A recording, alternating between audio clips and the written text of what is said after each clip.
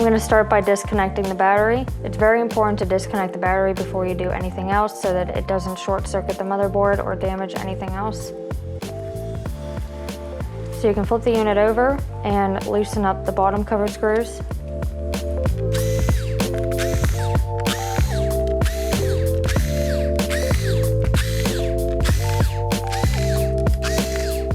Once the bottom cover screws are loosened, you can take your spudger and remove the bottom cover.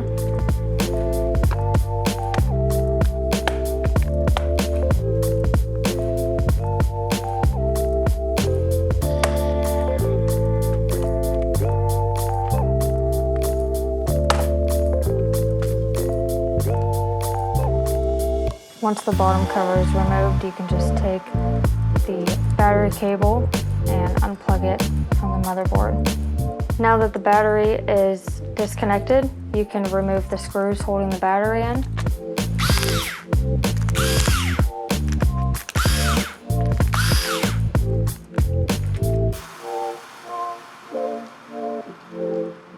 And now carefully remove the battery.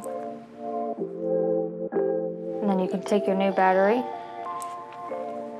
and put it back into place without reconnecting it. And then put the screws back in to hold the battery down.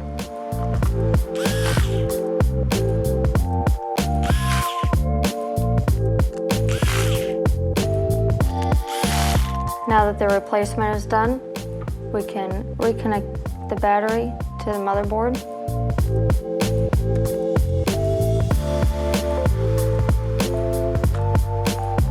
And then you want to put the bottom cover back on.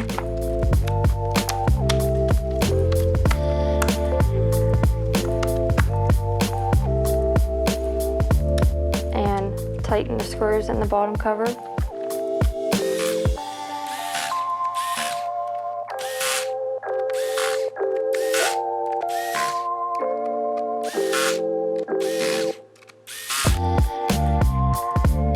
Once all the screws are tightened, then you can flip the unit over and open it up. Plug in your AC adapter and hit the power button on the side. And if the screen turns on, then that means the replacement was successful. And if you would like to check to see if the battery is working, you could just unplug the AC adapter, and if the unit stays on, then the battery is working. So now you can just shut the unit down.